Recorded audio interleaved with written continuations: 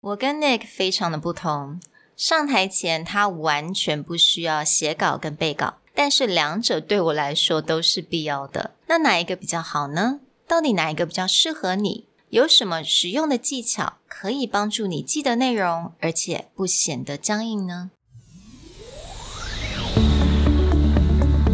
Hello， 欢迎来到 Executive Plus 主管双语沟通力的 podcast。我们希望带给大家最实用的沟通工具，包括了成功人士对全球市场的分享、职场英语的技能、跨文化沟通技巧与其他能帮助您成为出色领导者的工具。Hi, I'm Sherry, founder of Executive Plus. As a language trainer and certified coach, I've trained hundreds of managers from Fortune 500 companies such as Dior, Google, Deloitte, and Yahoo. And I'm Nick, Director of Communication Strategy at Presentality. I've helped startups raise millions of US dollars in funding and train the executives of publicly listed companies to present on the global stage. Welcome to the Executive Plus podcast, where you can take your communication and language skills from good to great. Hey everyone, welcome back to an Executive Plus podcast episode.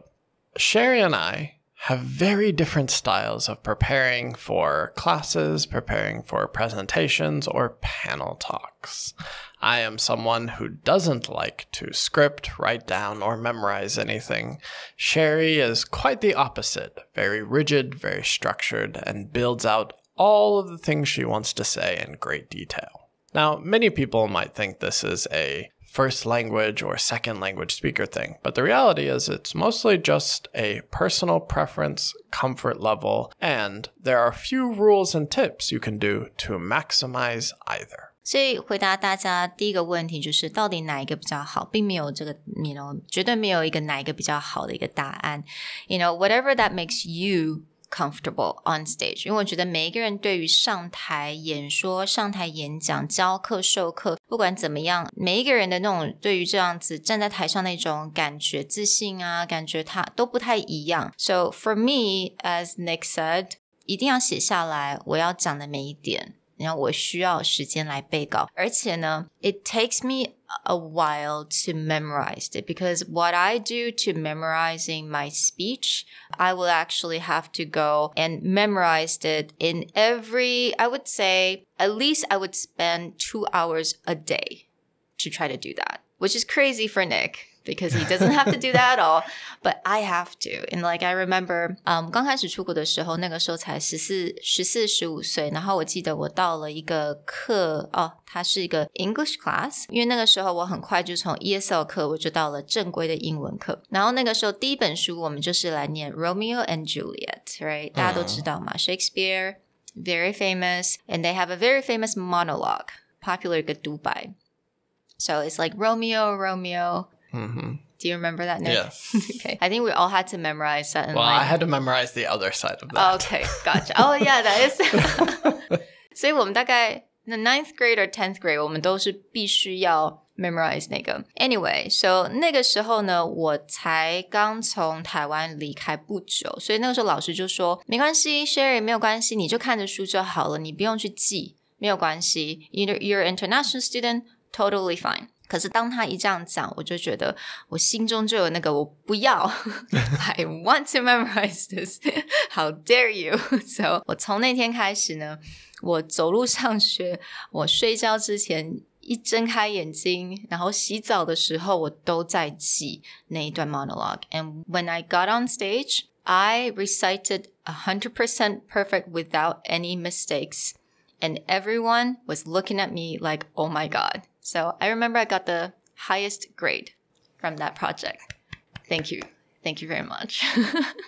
So 从那个时候开始我就觉得 Oh my God 原来记背稿可以给我那么大的一个力量，我觉得所以从那个时候开始我觉得我就有这个习惯。Yeah, I think it's really from that point on. Well, I also feel that for some reason, Taiwanese are way better at memorizing certain things than Americans. I am terrible at memorizing phone numbers.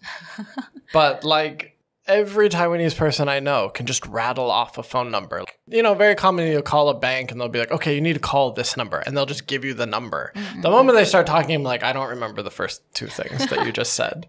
But Taiwanese will just be like, okay, I'll just write it right down. Like immediately. I don't know if that's a cultural thing or that's just maybe I'm terrible at memorizing phone numbers. But it always impressed me. I'm like, holy crap, how do you remember phone number, VAT number, 3 other companies' VAT numbers and all this stuff? And you're just like, huh? I remember my phone number and my mom's phone number. That's it. That's all I got. Well, what about you when it comes to speech or anything like that? Even when you're little at school, do you remember? I mean, same. We always had to memorize speeches. I had to memorize the Romeo side of that speech. And younger, I actually remember memorizing a lot of things and not really minding it because I could do it fairly quickly. But for me, the type of presenter I was when I was very young versus what I do now is completely different. If you had met me in high school, you wouldn't even recognize me. I was very shy. I was quiet. I volunteered to do nothing, especially get on stage. But one of the things that I found is when I memorized things, if I didn't memorize it, constantly the way that you did, I would get caught up too much in what was exact rather than thinking about what I wanted to share. And this is one of the reasons over time I walked away from scripting everything out. Because to me, I wanted things to come out more naturally, and I trained myself to think more about the logical structure behind what I want to do that allowed me more flexibility to go from here to there. Even if I had to do a speech, say, in Chinese, if I memorized it, because when I first came and took Chinese classes, we had to memorize a lot of speeches, I would constantly mess up. Because when I was memorizing it, I'd be worried about the words, like trying to add new vocabulary or tried to add new words. And then I would get caught up on that and I would lose the entire purpose of what I'm talking about. Whereas if someone's just talking to me or I just got on stage and had to talk about something in Chinese, I find it easier not to forget words because I'm actually just thinking and talking. I'm not thinking about what I want to say. 所以我发现其实这个是一种个人的习惯的问题了。如果去记稿背稿对你来讲反而是去变成你没有办法去 speak from your heart， 那我觉得 yeah, absolutely, you probably would want to do the unscripted talk. But for me, it makes me very comfortable, it makes me more confident to memorize the script. Yeah. Well, let's jump in and talk about what are some of the benefits or what are the tips and tricks since you're someone who spends a lot of time scripting out and memorizing. What are the benefits and what are tips and tricks you have for people who this is more comfortable to do? Some of the things I'm about to share comes from the book, again, TED Talks by Chris Anderson. 所以我发现这个书上面他讲的这几点跟我本身的经验我觉得是非常的一样的谋合的。So 他有讲到说有很多人在准备 TED Talk 的时候有很多 speakers 他们会去记这个 speech到比如说他还会去 record 他会去录音那他播放的时候他会用 double the speed 就是更快的速度去播放那你随时随地去听那当你去记你的 speech 已经可以到了这种 double speed 去记这个你的所要讲的话的时候那表示你站在台上的时候会很轻轻松松的讲出来Another thing that he said when you are doing the scripted version is that you gotta make sure you have a speaking mode, you're not reading mode, okay? 你在讲话的时候一定是要 speaking voice, 而不是你在念稿的那个 voice. 你还是要让人家听起来是你在 speaking from the heart, 而不是你去背稿，去记一个东西或者读一个东西。Yeah, there's a huge difference between scripting and sounding scripted.Right? There are people who found a way to really memorize that speech so well that it sounds like it's naturally coming out of their mouth. Yeah. The example that I really like is Simon Sinek. Everyone knows him as Start With Why, but he gave, on YouTube, there's a viral video, I saw it translated in Chinese a lot, about millennials. Yeah. Right? And it was everyone on Facebook, everyone was posting it. And it looked like in an interview, he just gave this offhand speech about millennials. Well, if you do a little research, you'll find he gave that speech many, many times. The interviewer set him up so it sounds very natural, but that wasn't an unscripted speech. He's given almost word for word that exact speech in several different places. It's just that one video happened to be the thing everyone saw. But that's a really good example of he memorized that script so well. It just seems like he's answering a question. It doesn't sound like a prepared speech. It sounds like the interviewer asks him a question and he just jumps into his thoughts. And I think one of the advantage of memorizing your speech is that you will know exactly the timing of your speech. And it becomes really important for TED Talks because it's only 18 minutes, no more than 18 minutes. 但是有很多时候，其实如果你是用视讯或者是网络上面的话，其实这个 timing 也变得非常的重要 right? You gotta know exactly when you're gonna end. So prepared, scripted, or memorizing, it's not a bad thing. And also it helps you to know exactly when you need to stop or when you have to start concluding or summarizing. Right. And one of the big benefits, which is actually a downfall we'll talk later, of unscripted is because everything's scripted out and prepared, it means that all the points that you want to make are usually in the speech. In fact, it's the opposite of I have too many ideas and I cut them down until I have a really clean speech. When you get into unscripted, you actually end up with one of those regrets of, oh, I should have said that. Exactly. All right, so let's talk about unscripted. 就是 Nick 他所喜欢，这个是他比较习惯的方式。如果我们不写稿，我们不背稿，有什么样的 benefits? So when it comes to unscripted, one of the main benefits is you're able to connect with the audience a lot better. And one of the reasons is because it's unscripted, you've usually left yourself the ability to switch what you're doing. Now, a really talented scripted person can do this, but an unscripted person is usually watching the audience a lot more. You guys have heard from my other business partner, Zona. She's also a very unscripted person. But she's someone who very, very carefully watches the audience. Do they understand? Are they reacting well? And I've watched her on several occasions in the middle of a training completely change the direction of the training. Not in a bad way, but because she noticed that the points that we're trying to make are not sinking in. And she'll quickly find another example, or she'll quickly start a back and forth Q&A with the audience in order to make sure things go deeper. Because she's not concerned with finishing what she wants to say. She's concerned with, is the audience in front of me having the reaction that I expect? The other benefit of unscripted is just that. Because you don't constantly put yourself in a mode of I need to know what to say. Anytime you get pulled onto a stage, even if it's impromptu or someone's like, I need you to quickly say something for 5 minutes to introduce what you're doing, you can just walk on there and be like, okay, here we go. This is what I'm going to share with you, 5 minutes with no preparation, and feel comfortable in that moment. So that's a skill that becomes very important.